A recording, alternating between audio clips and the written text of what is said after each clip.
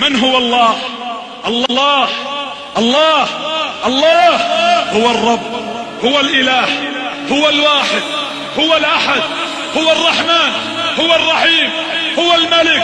هو القدوس، هو السلام، هو المؤمن، هو المهيمن، هو العزيز، هو الجبار، هو المتكبر، هو التواب، هو الواسع، هو الكريم، هو العفو، هو القدير، هو اللطيف، هو الخبير، هو السميع، هو البصير، هو النصير، هو القريب، هو المجيب، هو الرقيب، هو الحسيب،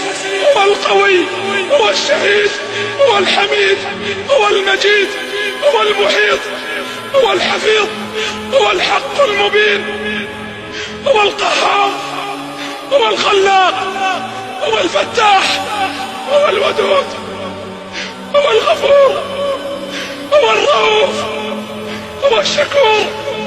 هو المتعال، هو المستعان، هو الوهاب، هو الخفي، هو الوارث، هو الولي، هو القائم، هو القادر، هو الغالب، هو القاهر، هو البر، هو الحافظ، هو المليك، هو المقتدر، هو الوكيل، هو الكفيل، هو الكافي، هو الأكرم، هو الرزاق، هو ذو القوة المتين، هو غافر الذنب، هو قابل التوب، هو الملك جل جلاله.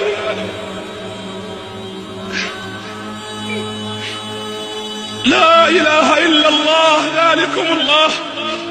لو أن أشجار البلاد جميعها الأقلام